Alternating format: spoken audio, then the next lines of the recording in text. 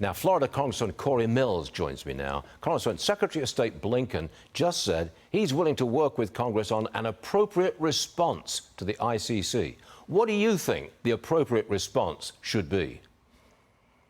Well, first off, I think that your run-up monologue was spot on with regards to defunding this illegitimate court system.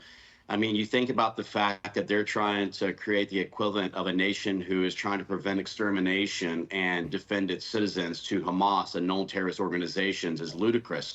But furthermore, I'm curious why Amal Clooney doesn't talk about the genocide of China when it comes to the Uyghurs, why she isn't talking about Vladimir Putin and his assault on Ukraine, why we aren't looking at the things that are going on with the horrendous, atrocious incidents that occurred in Haiti. You know, it's funny how they kind of single out the Israeli prime minister and the war cabinet, but yet they don't call out those who actually fund Hollywood, which is China.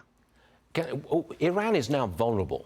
What should Biden's policy be to Iran? I mean, they are vulnerable. They've lost these two leaders. The army's not doing very much. They're poverty-stricken. The economy's in decline. There's internal revolt. What should our policy be?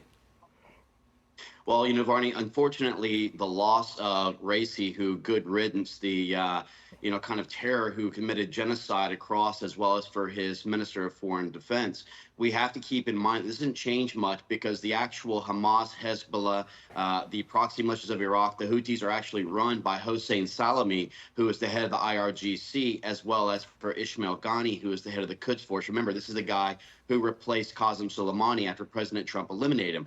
But the reality is that what we need to be doing is enforcing stronger sanctions. We need to be talking to China to say that if you continue to import sanctioned Iranian oil, that we're going to levy additional tariffs. Remember, they're not going to take the counter of loss of finances, given the fact that, the United States is the largest importer of goods from China for Iranian oil. That would allow us to not only hit Iran where it hurts on the sanctioning, which is what President Trump did, but it would also allow us to start going after this axis of tyranny, this axis of evil with the Iran, China, Russia, and North Korean alignment. So I think it could slow down the threat of unification of Taiwan. It could slow down Hamas with regards to funding so that Israel can finish the job in Rafah. And I think that it takes a direct approach where we're starting to levy the true sanctions that hit them where it matters. But it would raise the price of oil and therefore the price of gasoline. And in an election year, that's politically, and we should start going ahead and unpalatable. drilling in our own backyards. We should start producing our own oil, getting back to energy dominance,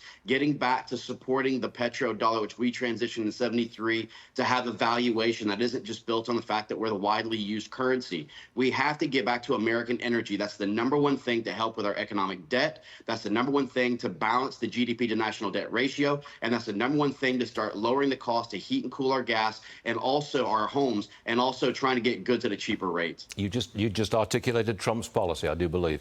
Congressman Cory Mills, thanks for joining us, sir. We appreciate it always.